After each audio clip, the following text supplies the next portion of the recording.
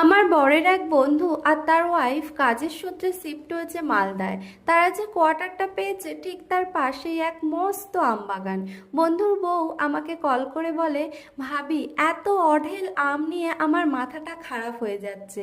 আর এত আম আমি নষ্টও করতে চাইছি না, তার জন্য নিত্যদিন আমি আমের কত কিছু রেসিপি করছি, আমের আমসত্ত্ব, আমের আইসক্রিম, আমের চাটনি, আচার। আর দুজনে মিলে র আম কত খাবো বলো তো।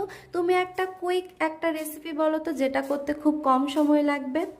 আচ্ছা ঠিক আছে, তুমি ম্যাঙ্গো স্মুদি বানাও।